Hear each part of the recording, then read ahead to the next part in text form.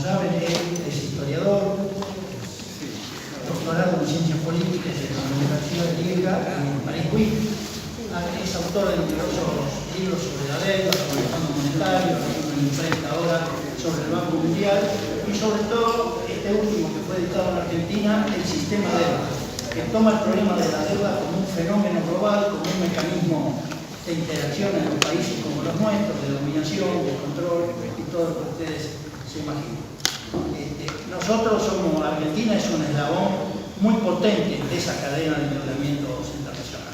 No de ahora, digamos que de la salida de la dictadura hasta ahora tuvimos Plan Brady, canje, mega canje, blindaje, le pagamos al fondo la deuda por adelantado y al contado, reestructuración, refinanciación, y ahora estamos nuevamente en una crisis de deuda, nuevamente reestructurado, nuevamente refinanciado, y todo indica que en el 2026 de nuevo vamos a estar reestructurando y refinanciando. Y nadie sabe a ciencia cierta si los términos del acuerdo que se está por haciendo ahora, la situación de la crisis y la espiral inflacionaria internacional ya nos lo ha hecho papel picado. No sabemos cómo va a operar esto sobre las tarifas, sobre los subsidios, es algo que no lo sabe nadie. Pero bueno, para hablar de todas estas cosas está el profesor Eric Toussaint y van a estar comentando lo que nos explique la diputada nacional, que todos la conocemos, Miriam Bregman, y también muy conocida, la principal referente de la autoconvocatoria por la suspensión de los pagos e investigación de la deuda, que la mayoría de los que estamos acá la integramos, Beverly King. Así que, Eric. Bueno, es un placer estar con ustedes acá. Voy a dar una perspectiva histórica del sistema deuda para llegar, claro, a la situación presente. Y entonces, retornando al siglo XIX, yo diría la historia del capitalismo moderno empezó final del siglo XVIII, pero sobre todo a inicio del siglo XIX. La historia del capitalismo moderno es interrumpido o como de manera secuencial y repetitiva hay crisis de deuda. La primera crisis de la deuda empezó en 1826, provocada por una crisis bancaria en Londres. Los países nuevamente independientes de América Latina se habían endeudado con los banqueros ingleses en condiciones totalmente abusivas, que hacían que para lograr mantener los pagos había que refinanciar la deuda con los mismos banqueros. Y como explotó una crisis bancaria en diciembre de 1825 en Londres, los banqueros de Londres cortaron los flujos financieros. Y entonces los países de América Latina también, Grecia, que había ganado su independencia o estaba luchando por su independencia en ese momento y endeudándose para financiar su lucha por la independencia, estos países no lograron refinanciar la deuda y entraron en default. Eso ocurrió casi con todos los países de América Latina, con Grecia y con otros países. Y ese inicio de crisis de deuda internacional se repite de manera periódica en los dos últimos siglos. Bueno, en estas circunstancias, cuando los países no logran refinanciar su deuda, el mecanismo utilizado en el siglo XIX es utilizar la fuerza de los estados imperialistas para imponer la disciplina de retomar los pagos. Entonces, intervención de barcos militares o invasión. Cuando México decidió suspender el pago, repudiar la deuda en 1862, Napoleón III tomó el pretexto de la suspensión de pago para mandar 25.000 militares e invadir a México. Al inicio, Gran Bretaña y España iban a apoyar a Francia, pero al final no participaron de la invasión. Entonces, la ocupación militar sí era un mecanismo para imponer el pago de las deudas. No hubo muchas invasiones militares, pero sí las hubo, y era, yo diría, reconocido incluso a nivel del derecho de usar la fuerza militar para lograr recuperar el dinero. También en el siglo XIX, con el ejemplo de México, se demostró que un país del sur podía resistir a la invasión, y México fue totalmente victorioso porque logró derrotar a esa fuerza militar de 25.000, y en 1867 fusilaron a Maximiliano de Austria, que era el fantoche, el puesto por Napoleón III a la cabeza de México, y volvieron a repudiar la deuda. Habían repudiado una deuda en 62, odiosa. Francia había utilizado el pretexto para invadir, y después de la derrota militar de Francia, Benito Juárez, presidente de México, volvió a repudiar la deuda. Y a pesar de esto, todos los países imperialistas reconocieron a México y entraron en nuevo trato comercial y de deuda con México. Es decir, fue una victoria de México contra sus acreedores. Incluso Francia, que había perdido bastante dinero en esa operación, tuvo que reconocer México y reconocer el hecho que México había repudiado en 2 ocasiones el pago o las deudas reclamadas. Es decir, que la historia del uso de la fuerza militar no es una historia de sucesión de victorias de los imperialismos. Hubo derrotas. Entonces, una derrota del imperialismo contra México, también una derrota del imperialismo inglés contra Costa Rica en 1919, cuando el pueblo de Costa Rica se rebeló, se convocó una constituyente que declaró, que repudió la deuda con Inglaterra, y Costa Rica, su decisión de repudio fue reconocida como un acto legal a nivel internacional. Y claro, hubo el repudio por parte de los soviets en febrero de 1918. Los soviets, el gobierno bolchevique y de los socialistas revolucionarios de izquierda, decidió repudiar totalmente las deudas contratadas por el zar, pero también las deudas contratadas por el gobierno que estuvo en función entre febrero de 1917 y octubre de 1917, y que había acumulado deuda para seguir en la guerra. Y ustedes saben que la Revolución Rusa triunfó con 3 perspectivas: la paz, la tierra y el pago.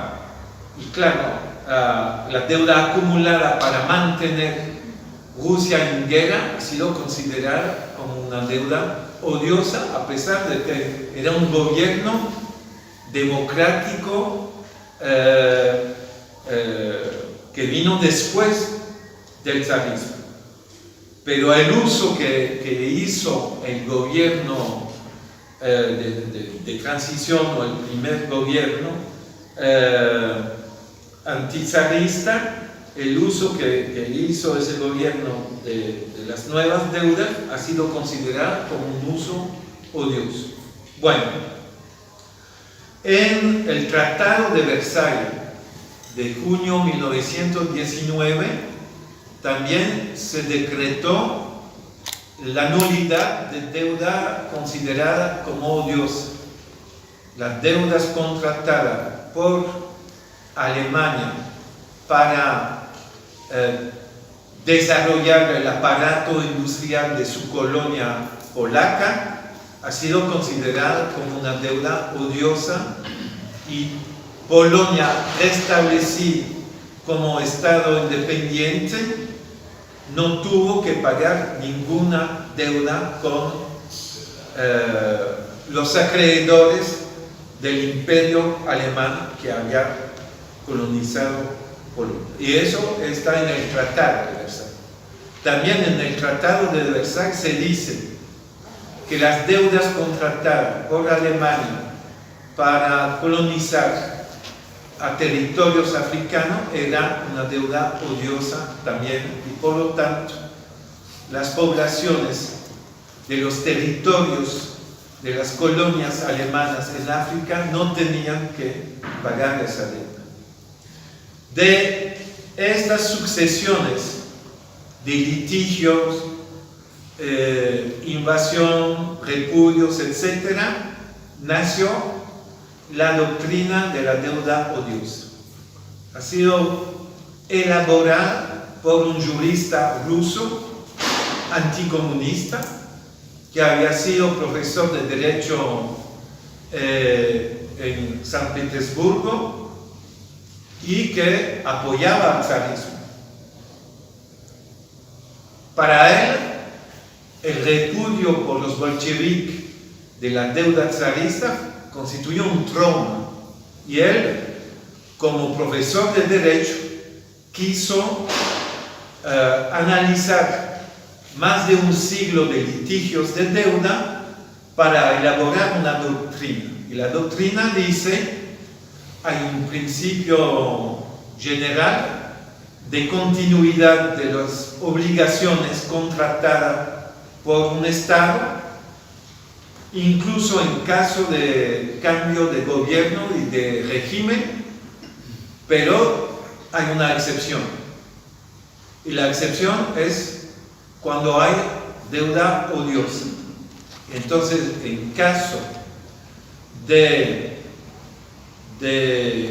prueba de deuda odiosa, cuando hay un cambio de gobierno o de régimen, el nuevo gobierno, el nuevo régimen no tiene la obligación de mantener las obligaciones contratadas por el régimen anterior. Y entonces ese jurista dijo: hay dos criterios para determinar que es una deuda odiosa. Y dice: uno es el uso que se hace de la deuda. Si se usa la deuda contratada no en beneficio del pueblo, sino contra el interés del pueblo o del Estado, puede ser considerada como deuda odiosa. Y si se cumple también un segundo criterio: los prestamistas sabían que, o podían saber, que el uso que iba a hacer el gobierno estaría en contra del interés de la nación o del pueblo. Y en ese caso, dice Alexander Nahum Sack, ese jurista ruso.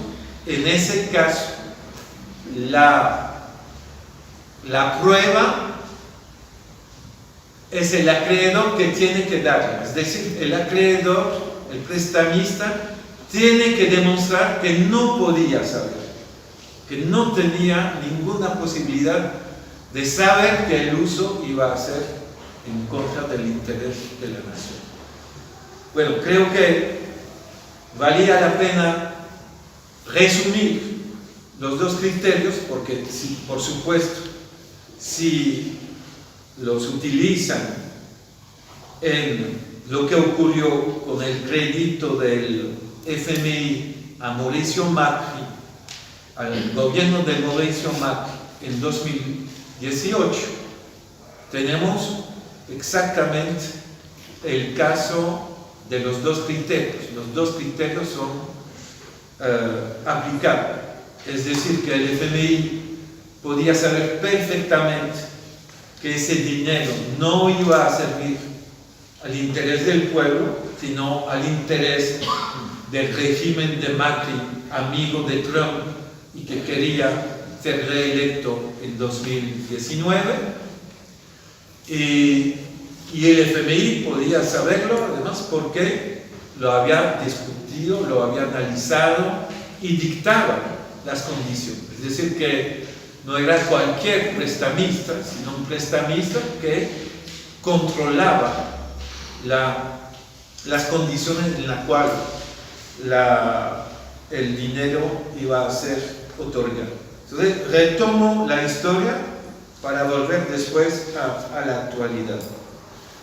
Es que en los años 20, cuando Sack elabora esa doctrina, es casi contra, de alguna manera, su voluntad, porque para él quería defender los intereses de los prestamistas.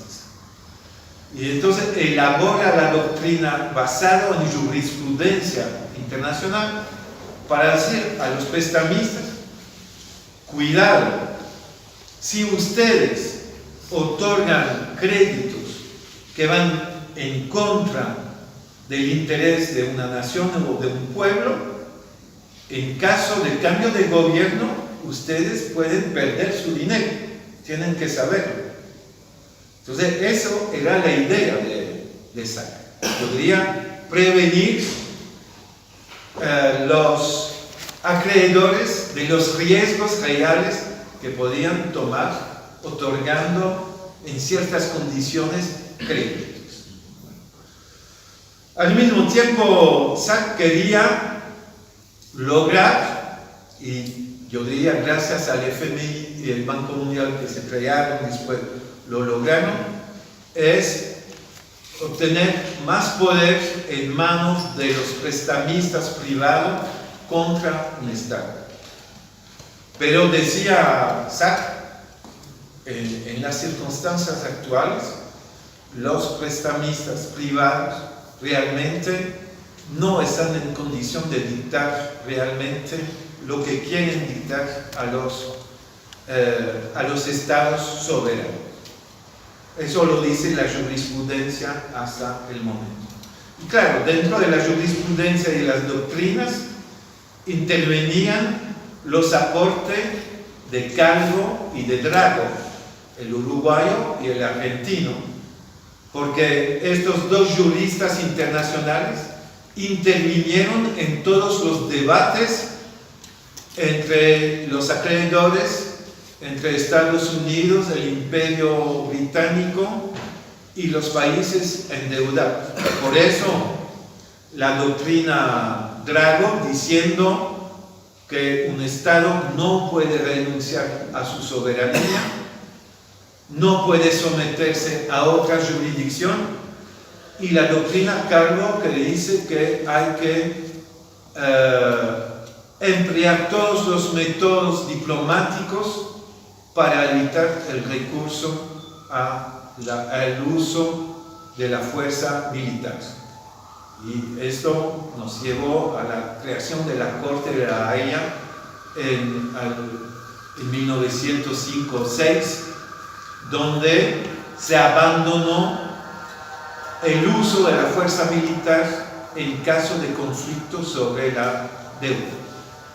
Hubo excepción, Estados Unidos invadió a Haití en 1915, a pesar del tratado Porter-Drago, que decía que normalmente no se podía más invadir.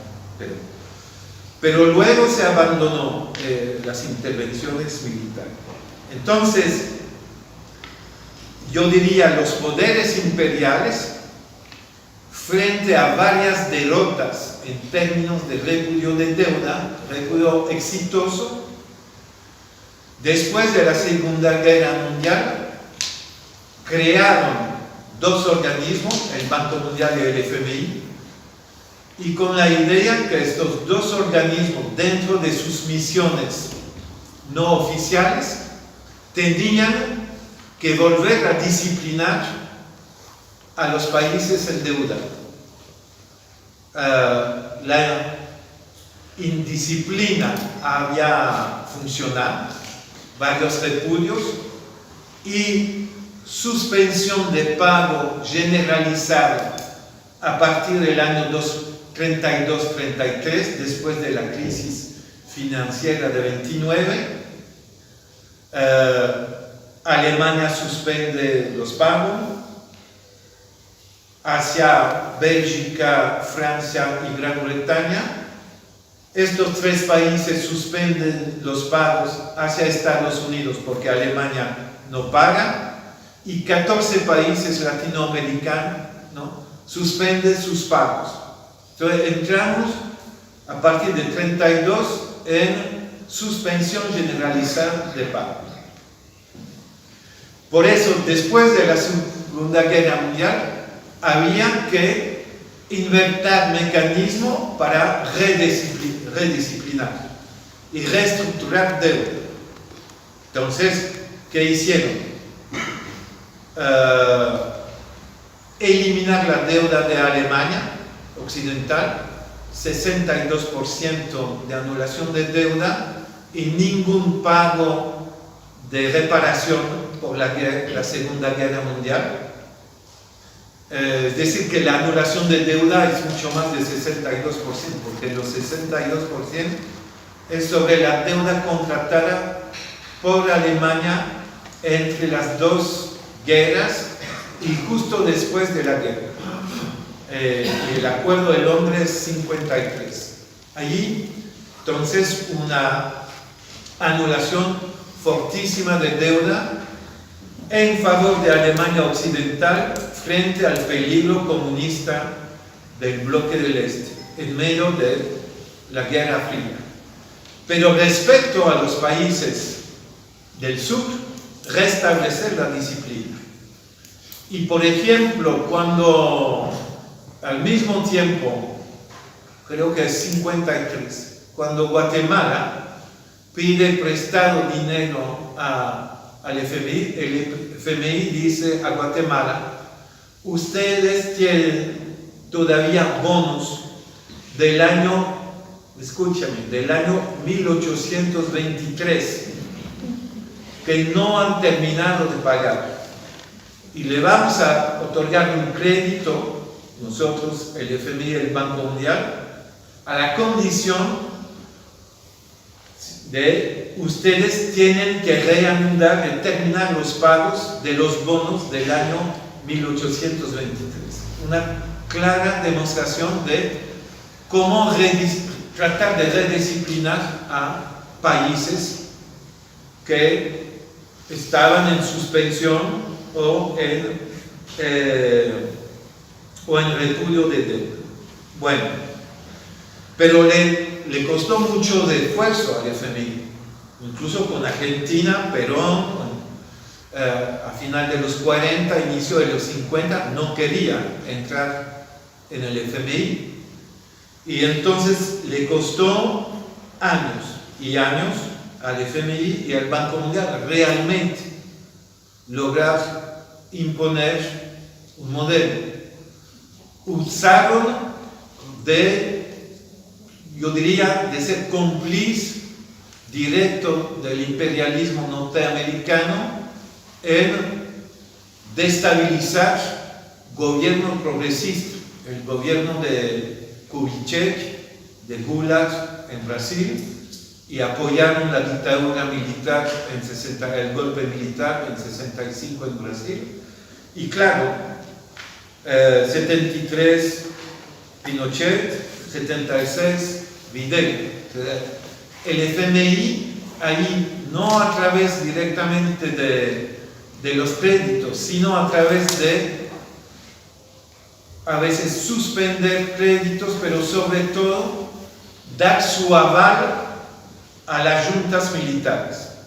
Es lo que hizo el FMI, presidido por el francés Jacques de la Rosière, de dar el aval del FMI a Videla para que la junta militar argentina puede lograr, con el aval del FMI, dar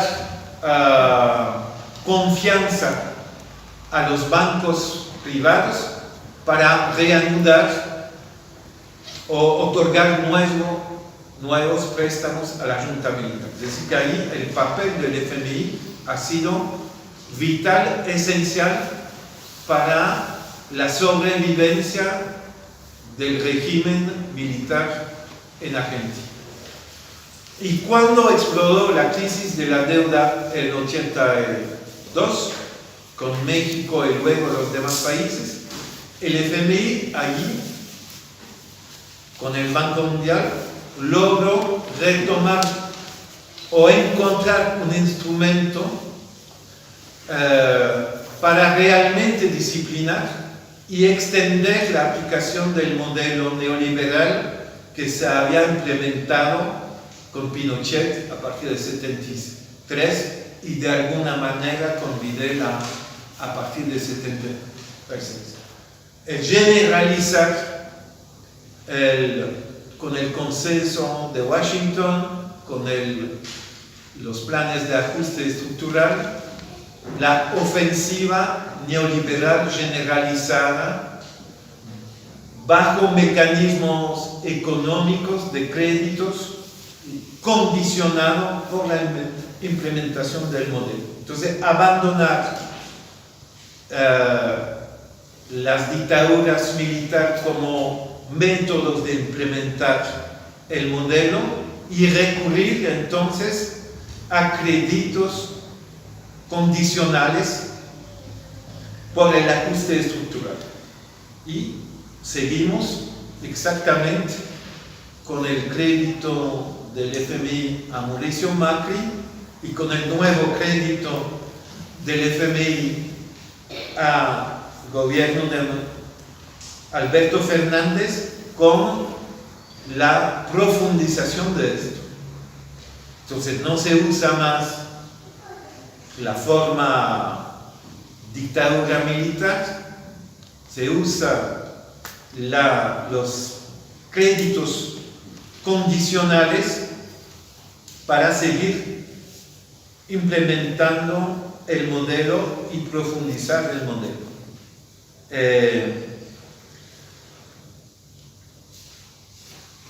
Bueno, dentro del marco de las victorias de alguna manera de los acreedores, hay también afortunadamente la prueba que se puede resistir. Entonces, hay varios ejemplos. Hay el ejemplo del Ecuador, 2007-2008, cuando Rafael Correa, que había sido electo en diciembre de 2006, con una campaña diciendo: si me eligen, voy a convocar una constituyente, voy a denunciar la deuda y constituir una comisión de auditoría. No voy a firmar el acuerdo del Tratado de Libre Comercio con Estados Unidos. Y voy a terminar con la base militar norteamericana de Manta sobre el Pacífico. Eran los 4 ejes de la campaña de Rafael Correa. Ha sido electo e implementó esto. Convocó una constituyente, un referendo para la constituyente en abril de 2007, constituyó la Comisión de Auditoría en julio de 2007, expulsó al Banco Mundial al inicio de mayo 2007, expulsó al representante del Banco Mundial, expulsó el FMI de la oficina del Banco Central del Ecuador y constituyó una comisión de auditoría en la cual los movimientos sociales eran los únicos representados. No invitó a asociación de banqueros o de empresarios. Los 12 delegados ecuatorianos, miembros de la Comisión de Auditoría, eran delegados de los movimientos sociales, de la CONAI, de la Confederación de Naciones Indígenas del Ecuador, del movimiento feminista, del movimiento antideuda. Y había 6 delegados internacionales, de los cuales yo hice parte, y Alejandro Olmos Gaona también desde Argentina, y 4 más, María Lucía Fatorelli de Brasil y 2 de Eurolat. En realidad estuvimos 5 porque Oscar Gafteche no aceptó ser parte de esa comisión de auditoría. Remitimos los resultados de la auditoría después de 14 meses, concluyendo al carácter ilegal y ilegítimo de la deuda reclamada a Ecuador, y Ecuador decretó la suspensión de pago de la deuda comercial con bancos principalmente norteamericanos. Y fue una victoria total después de 8 meses de suspensión de pago entre noviembre de 2008 y junio de 2009, sin ningún pago a esos acreedores. Lo que logró Ecuador es una recompra de deuda y no un cambio de deuda. Es la diferencia, otra diferencia con Argentina 2005. Argentina hizo un cambio de títulos y sin auditoría, como ustedes lo saben. Cuando Ecuador hizo una auditoría, se decretó ilegítima la deuda y sí se hizo una recompra. Es decir, que los acreedores no tenían más medio de presión porque no tenían, lo habían vendido y no habían sido reemplazados. Bueno, entonces fue una victoria de parte del Ecuador, y el FMI y el Banco Mundial no hubo forma de represalias contra el Ecuador. Hubo también un otro ejemplo para mí, de victoria de un país soberano frente al FMI, es Islandia. Es poco conocido, pero todo el aparato financiero bancario privado de Islandia quebró en 2008, después de Lehman Brothers, unos días después, y Islandia decretó la suspensión del pago de deuda hacia los acreedores de los bancos islandeses, principalmente en Gran Bretaña y Holanda. Y el FMI quiso intervenir, pero el gobierno, dictó, yo diría, condiciones al FMI. Y el FMI, en el caso de Islandia, apoyó la decisión soberana de Islandia de decretar un control total sobre el movimiento de capital, lo que es en general contra la posición del FMI. Entonces, el gobierno de Islandia decretó la ilegalidad total de la fuga de capital, y funcionó.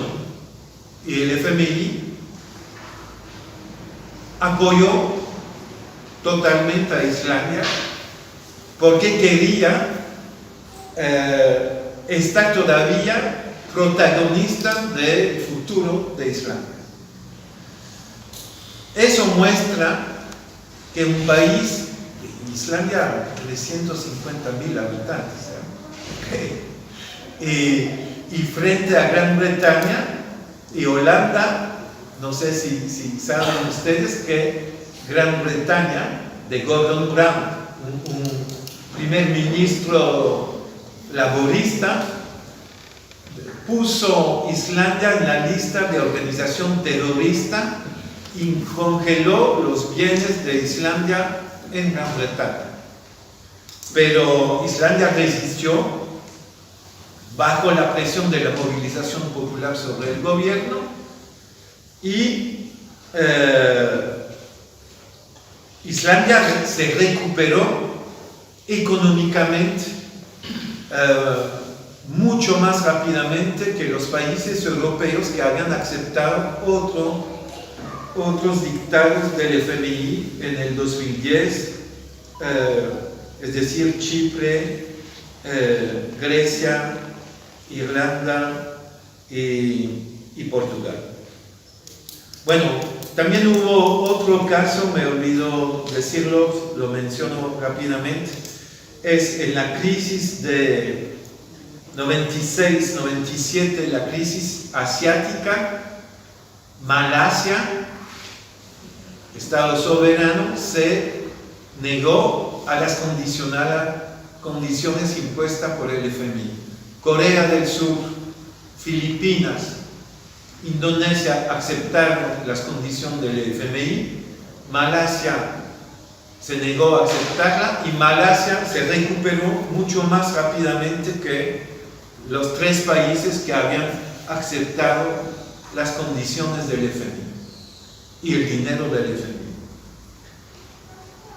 Es decir que eso es una muestra que un país, y por supuesto un país como Argentina, si había adoptado una posición soberana frente al FMI, tiene las condiciones para evitar el argumento del caos, etc. Porque claro, si Argentina se había negado a partir del 2019, pero todavía es tiempo de no validar el acuerdo, si Argentina denunciará el acuerdo con el FMI, los que tendrían el problema son los dirigentes del FMI. Porque hay que imaginar una situación en la cual un país que está en deuda con casi 50.000 millones de deuda con el FMI, invocando ante la opinión internacional argumento totalmente evidente, demostrando, haciendo una campaña internacional de comunicación sobre el carácter odioso de la deuda reclamada por el FMI, la posibilidad de tener un apoyo a nivel de la opinión pública internacional, un apoyo también de varios países, también sometido a los dictámenes del FMI, y en condiciones entonces de enfrentarse al FMI y de ganar contra el FMI, porque no es para nada cierto que un país como Argentina, suspendiendo los pagos, ahorrando el dinero para poder otra vez invertir en otro tipo de gastos, por supuesto implementando otra política tributaria sobre los exportadores de materias primas que se aprovechan del aumento de los precios de las materias primas y de los productos agrícolas, hay cómo financiar o de otra manera el presupuesto del Estado argentino sin necesitar el dinero del FMI y sin tener que convencer a los mercados financieros para emitir bonos a tasa de interés baja.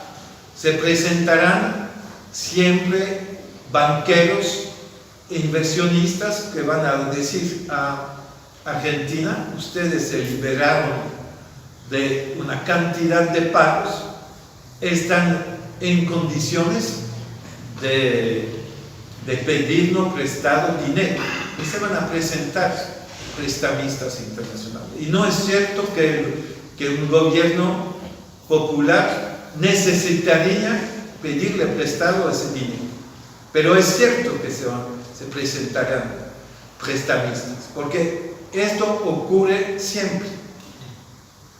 Se está hablando de las medidas contra Rusia. En 1998, Rusia suspendió el pago de su deuda sin pedir la autorización. Y logró Rusia, después que había sido condenado por no haber pagado al Club de París y a otros prestamistas, Rusia logró una reestructuración de deuda con un recorte de 40%. Argentina lo había logrado también en esa época. Y entonces sí hay siempre margen de maniobra para liberarse del FMI. Bueno, termino acá. Estoy muy honrado por la presencia de Miriam Breitman, de Beverly King, porque estoy siguiendo desde Europa todo el trabajo de movilización de la autoconvocatoria, todo el trabajo de los diputados del FIT en el Congreso argentino, y realmente es un trabajo extraordinario que todos ustedes hacen. Las movilizaciones de las últimas semanas, las movilizaciones de estos días, ustedes muestran que hay manera a nivel de la ciudadanía movilizarse, presionar y provocar incluso crisis en la mayoría presidencial, en su grupo parlamentario, provocar también simpatía. Por supuesto, la guerra en Ucrania está dominando totalmente la agenda en los medios de comunicación internacional, pero al nivel de los movimientos sociales en Europa, en el resto de América Latina, en los demás continentes, miramos también hacia Argentina, porque consideramos que su movilización es la prueba de que hay modo de resistir y es un buen ejemplo para los demás pueblos. Muchas gracias por su atención. Nos va a servir de mucho. Y Miriam Breitman. Bueno, muchas gracias, buenas tardes. La verdad es que el orgullo es mío en particular, porque además de los compañeros que vienen desde hace años planteando el tema de la deuda de la Argentina, a él lo leemos, lo estudiamos sus libros, y cualquiera que escuche nuestras intervenciones en el Congreso escuchará la marca de ELIC en cada una de las cosas que decimos. La verdad que hemos aprendido muchísimo. Quería empezar por eso con una anécdota. Hay un periodista muy escuchado en la Argentina que se llama Ernesto Tenenbaum, los presentes lo conocen. Hace 2 o 3 días dijo en la radio que Lenin estaba de acuerdo con pagar la deuda. ¿Por qué la izquierda de Argentina está en contra si Lenin siempre dijo que había que pagar la deuda del zar? Y que... Entonces, bueno, imagínense, yo estaba desayunando, creo que tiré la taza y le mandé el artículo en privado, educadamente el artículo de Eric que publicamos hace muy poquito texto de Historia Diaria donde hace en forma más extensa de lo que hoy explico todo el tratamiento que hacen los bolcheviques desde el manifiesto financiero, creo que vos agarrás ahí de 1905, todo el tratamiento que hacen los bolcheviques de la deuda. Así que al rato yo estaba por salir y escucho a Tenenbaum diciendo en la radio: uy, Bregman se enojó, dice, acá me está diciendo que está mal lo que digo, y me mandó un artículo para que lea y demás, y quedó pendiente un debate, que lo escucharán seguramente en los próximos días, sobre si es verdad o no que Lenin y Trotsky estaban de acuerdo con pagar la deuda zarista y demás. Nosotros en el Congreso lo usamos mucho, hoy volví a intervenir alrededor de esto de la deuda odiosa, qué significa, porque en el caso de Argentina, bueno, no lo voy a repetir porque lo explicó bien él, se da claramente la doctrina de la deuda odiosa, porque no solo que el destino del dinero que tomó Mauricio Macri no tuvo nada que ver con un destino que tenga que ver con los intereses populares, con cualquier cuestión nacional, sino que el Fondo Monetario deliberadamente sabía lo que estaba haciendo, no hay manera, incluso con declaraciones posteriores del Fondo Monetario está muy claro que se configura esta doctrina. Y bueno, hoy aproveché en la reunión de comisión, que hasta hace un ratito seguía, para explicar esto.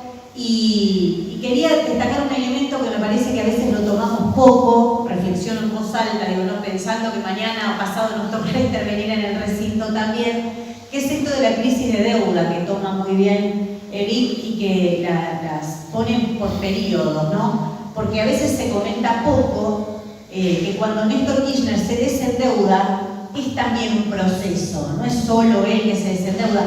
Hace poco en un acto lo dijeron en forma épica, Néstor se abrazó a Lula y fueron juntos a pagar. Bueno, había un proceso mundial donde además el Fondo Monetario quería cobrar en ese momento. Entonces, poner las deudas y analizarlas como las analiza él por periodos, ubica muy bien en los contextos históricos que estamos hablando. Hoy planteé esto y agregué algo, Eric, que si quieren se los leo brevemente. ¿En qué momento estamos ahora? Porque Alberto Fernández asume en diciembre del 19. En diciembre del 19 el Banco Mundial saca un comunicado que dice que se está viviendo la oleada mundial de endeudamiento, es la más grande y más rápida en 50 años. Que se llegó a la conclusión de que la relación entre deuda y PBI de los países en desarrollo ha aumentado 54 puntos porcentuales hasta llegar al 168% desde que la deuda comenzó a acumularse en 2010. En promedio, esa relación se ha incrementado unos 7 puntos porcentuales por año, es decir, con una rapidez que casi triplica la que se registró durante la crisis de la deuda de América Latina en la década de 1970. Y después leí una cita de Marcelo Bonelli en Clarín de hace unos días, el 17 de febrero, donde Bonelli dice: la Casa Blanca tampoco quiere que Argentina entre en default y abra la puerta a una cesación de pagos de varios países endeudados: Turquía, Indonesia, Tailandia y Corea. Es decir, para aquellos que dicen que no queda otra salida y que solo nos queda agachar la cabeza, tampoco el Fondo Monetario está tan bien y puede hacerse tanto el cocorito con Argentina, porque realmente temen que una crisis en Argentina pueda desencadenar una crisis de deuda por la situación. Vos tenés artículos escritos al respecto que los he leído muy extensos sobre eso, pero me parece que es un punto, no lo voy a desarrollar ahora porque tiene que hablar ese, pero me parece que es un punto donde hay que hurgar un poquito más, porque es un argumento secundario, pero un elemento al fin de por qué el Fondo Monetario también está complicado. Entonces esto de que es el acuerdo o el caos, es el acuerdo o el desastre de la Argentina, me parece que tener una visión global de la crisis de deuda que se está viviendo en el mundo ayudaría mucho. Lamentablemente nosotros propusimos como Frente de Izquierda, los 4 diputados y diputadas del Frente de Izquierda Unidad, propusimos que Eric vaya al Congreso a exponer junto con Alejandro Berkovich. Nos parecía que eran 2 personas que podían ayudar muchísimo en las exposiciones de estos días, pero nos dijeron que no. Solo 2 expositores hubo en contra del acuerdo, por ejemplo de la CTA. El resto de los que hablaron fueron todos expositores a favor, con gente como Funes de Rioja, o sea, los representantes de las cámaras empresariales patronales, la sociedad rural y la CGT, que fue decir que esto es bárbaro, que es lo mejor que le puede pasar a la Argentina, una cosa que ya es muy vergonzoso, ¿no? Porque como mínimo podrían guardar silencio, pero bueno, lamentablemente los presidentes de las comisiones, el diputado Laspina del PRO y el diputado Carlos Heller del Frente de Todos, no nos aceptaron que este debate que hoy tenemos acá hubiese sido muy bueno y muy ilustrativo, porque está toda la prensa de la Argentina, como habrán visto, cubriendo estas reuniones de comisión, hubiesen podido acceder a esto. Así que nosotros estamos concentrándonos en eso. Hoy intervenimos alrededor de explicar por qué es una estafa la deuda, porque no es una deuda, sino que es una estafa, las ilicitudes que rodean cada uno de los periodos de endeudamiento que tuvo la Argentina, pero a esto se nos responde con tres visiones. Una visión que les comentaba un poco de afuera, que es la de Guzmán, diciendo que el acuerdo es bueno, que el acuerdo lleva al crecimiento, o sea, no es nariz tapada, nada por el estilo.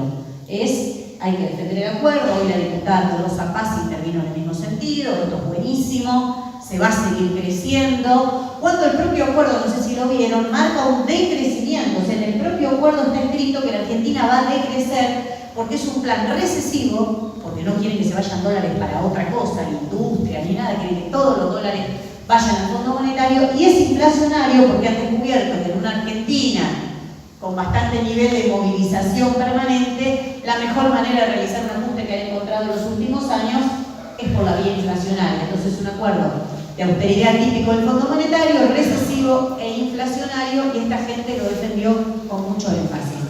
Por otro, bueno, las cámaras patronales ni hablar. Por otro lado, el tercer sector, un segundo sector que dice que lo va a votar con la nariz tapada. Yo creo que me hace acordar aquella frase de Federico Storani, cuando votó la obediencia de vida, que dijo que lo hacía así con náuseas, con la nariz tapada, lo mismo. Así que no parece muy linda la metáfora que han elegido, pero hay todo un sector, centralmente del Frente de Todos, que dice que lo va a votar así. Y un tercer sector que dice que el acuerdo es malo, pero no hace nada. Incluso comentaba con algunos compañeros antes de entrar, diputados como Itaí Hackman, digo, para poner a alguien que viene de los movimientos sociales, renunció a la comisión de presupuesto que él integraba, que uno de nosotros la integra, porque no nos la dieron, fíjense que la pedimos por escrito, por telegrama, por fax, no nos la dieron. Él integraba esa comisión, renunció para que pueda asumir en su lugar un diputado que vote a favor. O sea, que para que el oficialismo pueda tener dictamen. Todo esto que digo demuestra cómo no las tenían tan fácil para sacar esto, no es que salía con un tubo. Por eso todavía no hay dictamen. Ahora capaz que hay, porque hace un ratito que no miro el celular. Pero para que haya dictamen, hace horas que está jugamos, aunque hay una comisión en el Congreso, una reunión paralela en Casa Rosada, en el despacho de Mario Negri, donde estamos discutiendo las condiciones que pone Juntos por el Cambio para votar el acuerdo. Juntos por el Cambio, el argumento central que han expuesto y que hemos intentado contestar es que la deuda es por el déficit. Entonces yo les hacía la chicana de si piensan que, porque déficit lo asocian a salarios, jubilaciones, ¿no? Entonces hoy le hice la chicana si pensaban que la dictadura genocida había sido muy buena con los jubilados y trabajadores de este país y había generado mucho déficit, porque ahí es donde se da el gran salto de endeudamiento. La Argentina, bueno, después de TAS me reconoció, sí, porque estaban los seguros de cambio, tenés algo de razón con la privatización, la estatización de todas las deudas privadas, pero bueno, muy entretenido el debate, pero ahí no se discute nada, porque como les digo, hay unas reuniones paralelas donde verdaderamente se está discutiendo cuáles son los condicionamientos para que pueda salir este acuerdo. Así que creo que todo lo que nos dice Eric, lo que tiene importante es que nos da mucha fuerza para decir que se puede enfrentar al FMI, que nos da argumentos, y que creo que hay algo que es compartido por todos los y las presentes, que hemos logrado desarrollar una importante movilización. Creo que está muy presente, lo veo, además en los medios de comunicación hay una voz que no se puede tapar, y es la voz de los que hemos construido las movilizaciones del 11 de diciembre, del 8 de febrero, que vamos a construir esta próxima en el día de mañana, si finalmente hay sesión, y creo que muestra que hay un camino diferente, que no solo queda agachar la cabeza, que no solo queda resignarse, y que no solo queda decir que el acuerdo es malo y no hacer nada, ¿no? Que no solo queda eso, creo que estamos marcando un camino y abriendo una puerta para adelante, porque si hay algo que trae este acuerdo, y eso lo tenemos todos seguro, es inestabilidad. Esa estabilidad económica que promete tiene un corto alcance, porque el Fondo Monetario cada 3 meses tiene en su mano la posibilidad de apretar un poquito más el torniquete, y ahí se va a ver que todo esto que construimos, esta denuncia de la deuda, esta denuncia de las vicisitudes que la acompañan, era verdad, nada más ni nada menos. Así que nos parece muy importante lo que hemos construido. Saludo a esta mesa y nos encontramos en la calle seguramente, además de la pelea que nos corresponde dar dentro del recinto. Sabemos que lo fundamental es lo que podamos hacer afuera. Así que muchísimas gracias. Bien. Bueno, buenas noches, sobre todo, digamos, allí, a Lidia, también a Lucita ahí. Es un honor, la verdad, compartir esta mesa, aunque sea que los compañeros y compañeras de la autoconvocatoria lo encuentren mejor vocera. Pero aquí estamos para sacar, digamos, algunas cuestiones de lo que planteó Edith y tratar de, sobre todo, ir pensando la tarea a partir de mañana, pasado semana, digamos, cuando se supone que antes del 22 de marzo vamos a contar con algunas definiciones en torno a esta tragedia.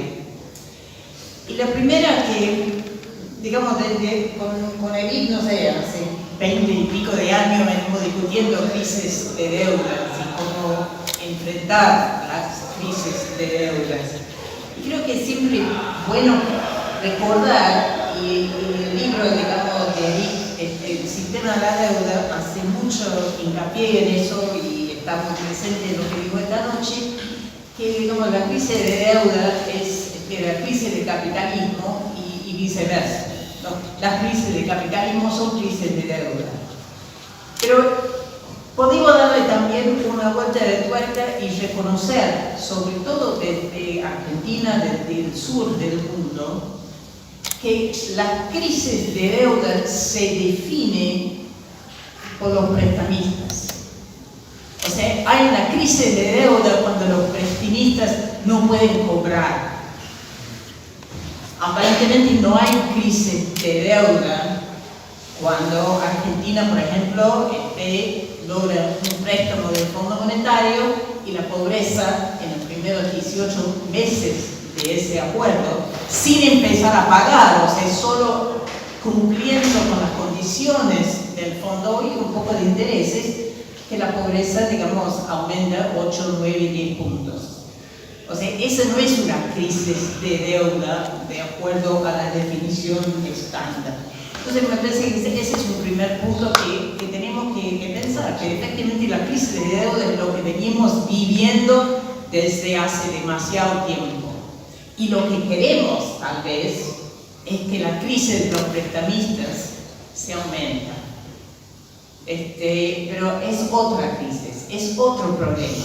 Y cuando escuchamos hoy por hoy a todo el mundo que plantea, efectivamente no hay salida, no hay opción, es pagar, es el acuerdo, es malo y todo lo demás, o sea, todo lo que comentó Miriam, está claro que esas voces tienen que ver con la crisis de los prestamistas que quieren asegurar su cobranza. Y quieren asegurar su cobranza de la manera que sea, cortando cupones, recibiendo los intereses, o en caso de no cobrar por ese día, es la vía abierta de la expropiación de nuestra riqueza. Sea la mano de obra, sea los bienes naturales, sea el patrimonio acumulado, que todavía nos queda un poquito, digamos, al pueblo argentino, pero digamos, ese proceso de expropiación de nuestra riqueza de parte de los capitalistas es la forma que ellos buscan resolver su crisis de deuda, que obviamente no tiene nada que ver con nuestra crisis de deuda. Entonces, digamos, yo creo que en este momento, sobre todo, que la pregunta que nos viene todos los días, y bueno, ¿y qué pasará efectivamente si no pagamos? La semana pasada estuvimos ahí frente al Congreso, digamos, con esa misma pregunta, digamos, ¿qué pasa si no pagamos? Y decimos, bueno, la verdad que si no pagamos, si dejamos de una vez de reconocer la estafa de esa deuda, es que nos abre la puerta a la posibilidad de cambios radicales, cambios necesarios en el modelo económico. El modelo económico, ajuste más, ajuste menos, va a seguir absolutamente atado a resolver la crisis de los prestamistas, a menos que logramos cortar, digamos, el lógica. Entonces, ese es el gran desafío. Y también en eso, digamos, de reconocer que el proceso mismo de endeudamiento, y eso Eric siempre ha hecho mucho hincapié en esta historia, digamos, tanto reciente como más antiguo, el proceso de endeudamiento también es un proceso, digamos, que resuelve las crisis de los capitalistas. O sea, el proceso de endeudamiento de la dictadura, por ejemplo, en Argentina, a partir de ese aval que entregó el Fondo Monetario 2 días después del golpe, ese aval y ese proceso de endeudamiento tenía que ver con responder a la necesidad de ganancias de los capitales acumulados en los grandes bancos en Estados Unidos y de Europa en ese momento, y que buscaban dónde ponerse, y buscaban y les ponían esa plata en países como Argentina, en muchos países de América Latina, de África también y de Asia, donde porque estaba garantizado obviamente por el aval del Fondo Monetario, por la intervención militar y por las condiciones económicas y políticas, recuperar esa ganancia. Y cuando esa ganancia y ese proceso de recuperación se pone en duda, a principios de los años 90, es cuando terminamos con el plan Brady y una expropiación generalizada del patrimonio del pueblo argentino. O sea, y eso tenemos que tener muy presente, digamos, ese futuro de este proceso de endeudamiento y de este acuerdo con el Fondo Monetario. Porque son acuerdos para buscar resolver la crisis de los prestamistas, su afán de ganancias, nada que ver, obviamente, con nuestra crisis al respecto del endeudamiento.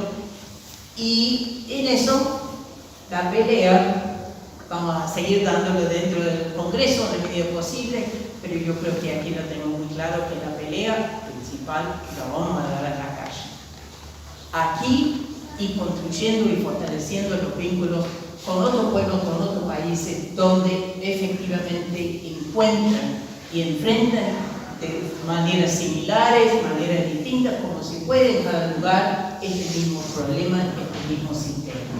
Y esto es una de las cosas lo cual siempre nos hemos encontrado con Eric, en ese afán de fortalecer los vínculos entre los movimientos sociales y políticos frente a este modelo, a este sistema de endeudamiento capitalista que tenemos, yo creo, en los próximos meses, en los próximos años como movimientos, una necesidad de retomar con mucha fuerza esa búsqueda, ese fortalecimiento de las alianzas. Aquí no es el momento para entrar en toda la historia, lo que ha pasado en estos últimos años, antecedentes de 20 años en América Latina, pero todos yo creo que reconocemos que en este momento tenemos mucho menos fuerza en ese sentido que 10, 15 años atrás. Recuperar y construir nuevos vínculos en este proceso creo que es parte del desafío que tenemos. Ese, bueno, por un lado, un comentario, digamos, muy al voleo, digamos, al uso de la doctrina de la deuda odiosa. Tal vez, digamos, es algo muy conocido para todos acá. Yo, la verdad, me enteré hace poco, entonces me gusta mucho, que siempre cuando hemos hablado de la doctrina de la deuda odiosa, los ejemplos que él citó, la experiencia de Costa Rica, todo el desarrollo de la doctrina por hermanos de jurista ruso, las experiencias mismas en Estados Unidos después de la guerra civil a mitad del siglo XIX, pero recientemente yo me enteré que San Martín también, cuando Perú, ya hace 200 años, ayudó ahí en la proclama de independencia, planteó muy claramente, las deudas se pagan, pero no aquellas que cumplieron funciones en contra del pueblo peruano y de la hermandad, creo que incluso es la palabra que utiliza, su relación con otro pueblo de América Latina. O sea, por ahí hay ejemplos anteriores, pero por lo menos doctrina de deuda odiosa. Bolívar y San tenemos. Martín, los dos tienen. Claro, Bolívar también, me parece que Bolívar tenía un poco menos convicción al respecto, pero por lo menos la idea, la doctrina, digamos, tiene una larga experiencia. Incluso hay muchísimos estudios que se han hecho mismo aquí en Argentina, en el Banco Central de nuestra República, mirando la realidad de la deuda, sobre todo durante el periodo de la dictadura, y preguntándose, digamos, cómo es que no se avanza con esa doctrina odiosa. Y ahí creo que llegamos a otro de los desafíos que tenemos, y tenemos para pensarlo mucho, que cuando enfrentamos la realidad de la deuda, cuando enfrentamos la crisis que nosotros vivimos a raíz de la deuda, y reconocemos, como decimos en estos días, todo el gobierno argentino reconoce, digamos, la ilegitimidad del acuerdo con el Fondo Monetario, no sé, no hablar de términos de odiosidad, creo, pero por lo menos la ilegitimidad, digamos, la ilegalidad de parte de ese acuerdo. Erika ha mencionado muchísimas otras fuentes que tenemos que respaldan, digamos, esa visión y esa posibilidad de avanzar con un repudio de la deuda, o sea, anulación de una deuda que reconocemos que no existe por su ilegitimidad, por su ilegalidad. Tenemos siempre esta realidad, tenemos mucha doctrina, tenemos muchos derechos a favor nuestro, pero no encontramos el foro, no encontramos dónde efectivamente lograr avanzar esos reclamos. Terminamos, en cierto sentido, o volvemos a plantear que el único lugar donde estamos encontrando fuerza para avanzar con ese reclamo efectivamente sigue siendo la calle. Y bueno, este es un tema para seguir pensando. Hay más discusión en este momento, más pensamiento a nivel mundial sobre la necesidad de nuevos sistemas financieros internacional, nuevos instrumentos, nuevos organismos. Hay un cierto reconocimiento que el Fondo Monetario Internacional, por ejemplo, ni intenta cumplir en este momento con ninguno de los objetivos que tuvo cuando fue creado. Si uno lee su estatuto, lee sus objetivos y piensa, digamos, y esto tiene que ver con la caída del sistema, digamos, el patrón oro, el 71, la libertad con lo cual los capitales se mueven en el mundo actualmente, que es un mundo muy distinto al mundo cuando se creó el Fondo Monetario Internacional. Sin duda, y sin embargo, digamos, todos los países, no sé, son 190 y pico que son miembros hoy del Fondo Monetario Internacional, incluyendo por supuesto Argentina, después del golpe del 56, siguen depositando en ese organismo, incluso pagando la cuota a ese organismo, además de pagar la deuda, como que fuese una necesidad.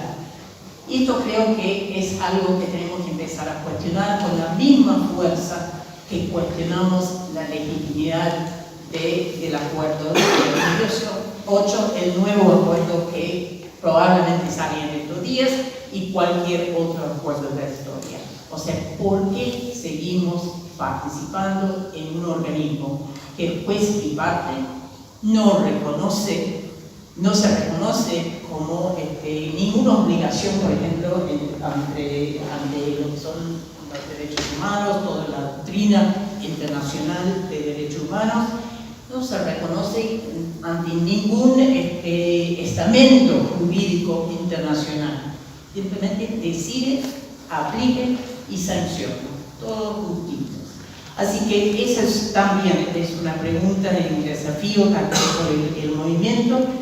Y termino, digamos, con otro, no sé, otro recuerdo un poco de la historia de todo esto. En 1976, en julio de ese año, en Argelia, algunos seguramente, digamos, tendrán información, recordarán que la Liga Internacional de los Derechos de los Pueblos, que fue una liga que dio cierto seguimiento a los tribunales Russell, a todo una idea de desarrollo del derecho internacional, tuvo una reunión muy importante en Argel, y de parte de esa reunión sacó una declaración que se conoce como la Declaración Universal de los Derechos de los Pueblos.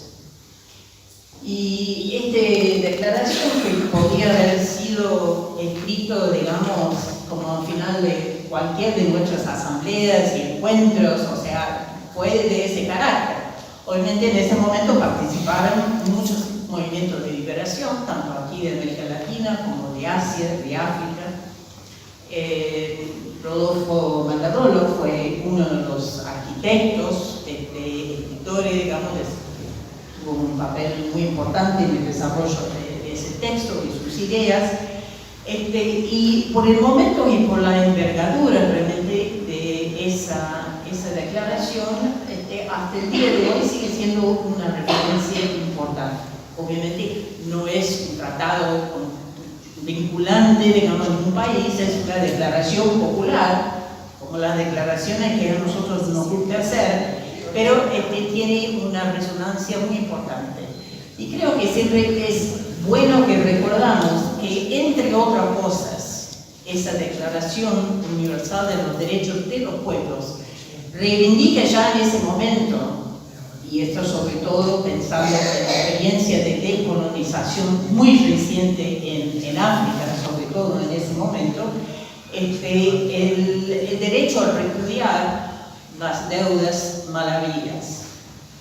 Y no solamente eso, pero también reconoce y reivindica el derecho a la reparación de toda la riqueza, en cierto sentido, mal habido, mal logrado por los conquistadores, por los colonizadores, por las empresas multinacionales.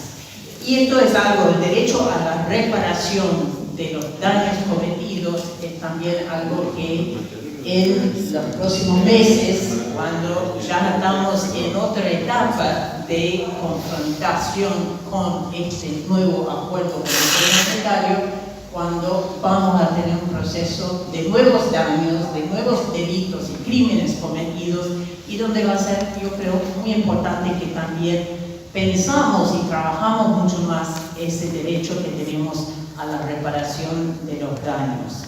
Y termino, digamos, con los daños ambientales, porque una de las cosas que tuvo mucha importancia en la auditoría en Ecuador es la auditoría que se realizó en relación a la deuda ecológica generada en relación a la deuda financiera de Ecuador, que ha sido unos daños, digamos, una deuda muy importante tanto en relación al proceso de expansión de la industria petrolera, pero también, digamos, de los grandes proyectos de infraestructura, las represas, las carreteras, cualquier cosa que uno puede trasladar en este momento a la realidad de Argentina, y decimos, bueno, estos también son daños que se cometen, generados muchas veces con incrementos en los endeudamientos, y cuando en este instante, por ejemplo, parte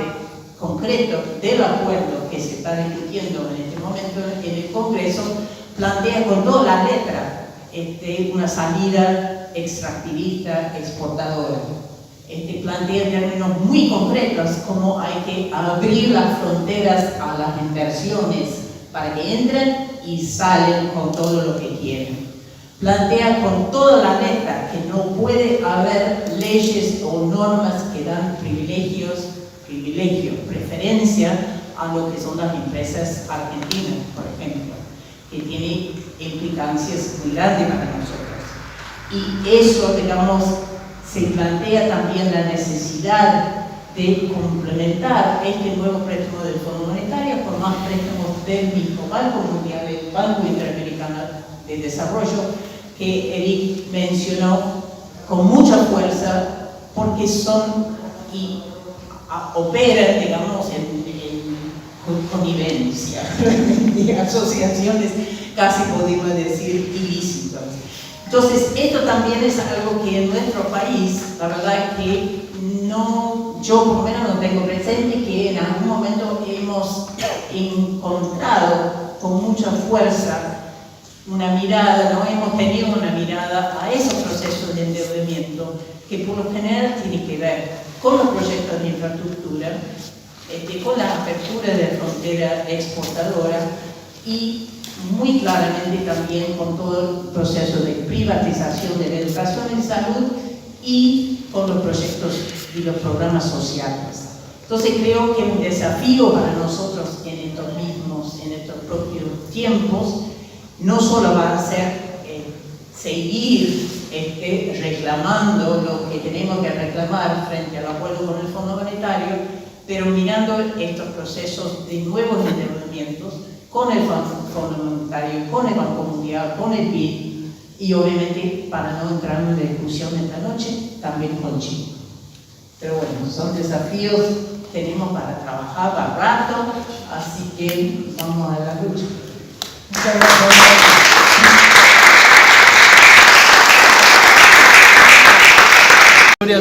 Si hay una primera conclusión para sacar, que el tema de la deuda no se resuelve solo con consignas, que hay un conocimiento profundo que ha transmitido él, pero que las compañeras han complementado perfectamente. O sea, creo que esto va a ser muy útil, porque la pelea de la deuda va a seguir por mucho tiempo más.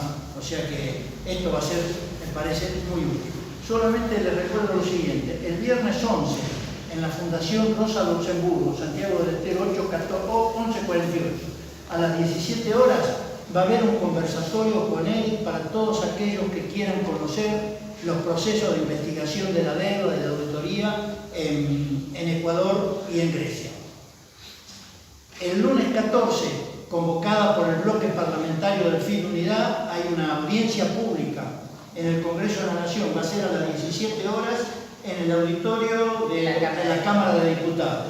Y finalmente, el martes 15, nuevamente en la Fundación Rosa Luxemburgo, hay una actividad que es un conversatorio de ERIC con dos reconocidas investigadoras sobre el feminismo y la deuda, Verónica Gago y Lucía Caballero. Eso es por invitación, o sea que ya hay muchas organizaciones feministas que están anotadas y ahí no hay lugar para más de 40, 50 personas.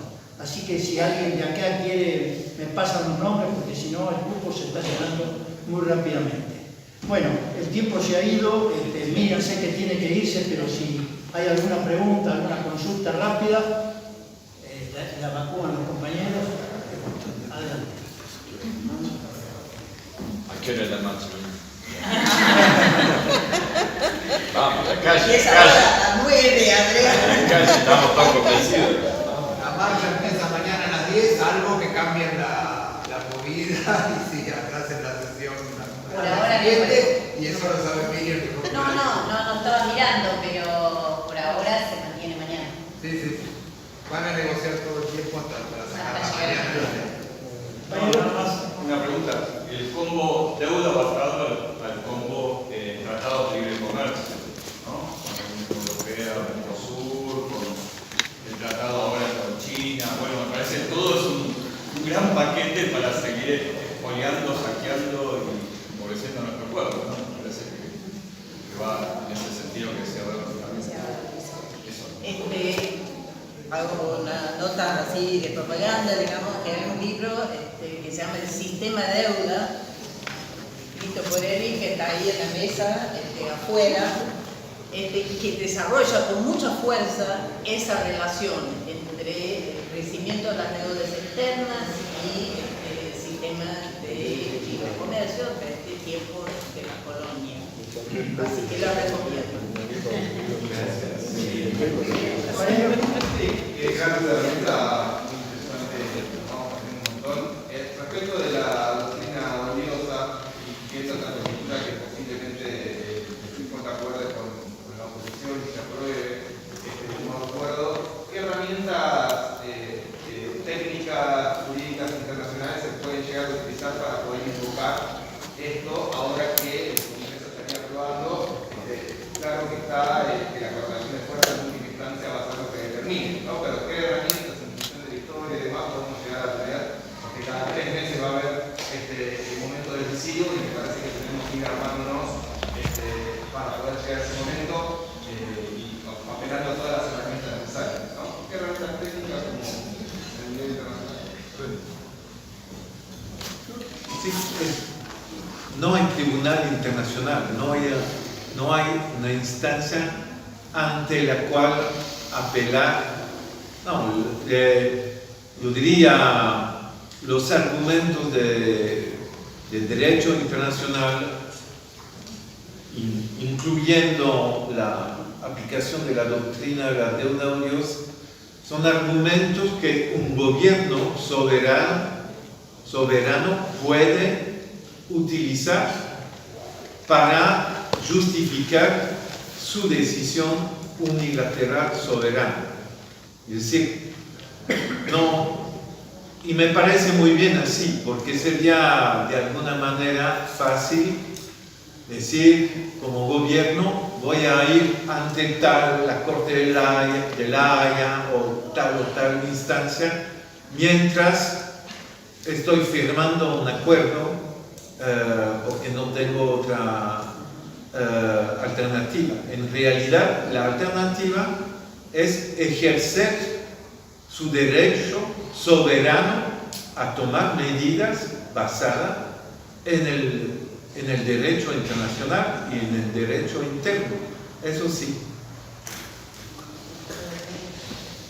Sí, coincido plenamente con lo que acaba de decir Eric, y además hay que avanzar, porque explicaron bien, Beverly también lo tomó, de cómo la dictadura avanzó el acuerdo con el fondo, es decir, en el 56 se entra el Fondo Monetario, pero incluso durante el gobierno peronista, en el periodo 74-75, se intenta hacer un acuerdo con el fondo no les da el dinero y espera el golpe militar para hacer un desembolso, que creo que lo hace 1 o 2 días después, es decir, había una clara decisión de apoyar el golpe de Estado, y una de las primeras medidas en abril, el golpe es en marzo, en abril, que se empieza a hacer en el Congreso, después se concreta en el 76 y en el 81 se concreta, que es toda la prórroga de jurisdicción, que es que todo litigio relacionado a la deuda, la emisión de bonos públicos de la Argentina, tienen jurisdicción extranjera. La legislatura, yo fui legisladora de la ciudad, nos pasó algo tragicómico, que un 2 de abril nos llega un proyecto de la Reta que decía que los de emisión de bonos de la ciudad iban a ser con jurisdicción en Inglaterra.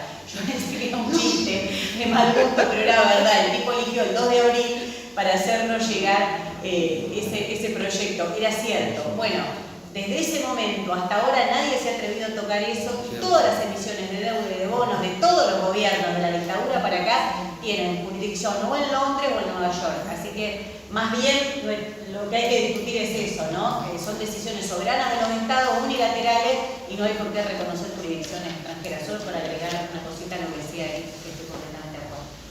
Y año 77, nueva ley de entidad financiera que todavía rige. Exactamente. Bueno, compañeros, hay ahora una vigilia que se está montando frente al Congreso y muchos de nosotros vamos a ir para allá, así que vamos terminando. Solo decir que frente a la nueva crisis de deuda que hay en la Argentina, hay 2 caminos y no 3. Y uno solo de esos caminos presenta una salida a la crisis del sistema capitalista en el país. El camino que empujan las clases dominantes y el capital financiero internacional empuja al país a que se instale en el estancamiento con la inflación, que reproduzca la situación actual en el mejor de los casos, pero se apoya en la resignación social. El camino que empujan los compañeros del FITO y lo que sostenemos en la autoconvocatoria por la suspensión de los pagos y la gestión de la deuda se apoya profundamente en recuperar la esperanza.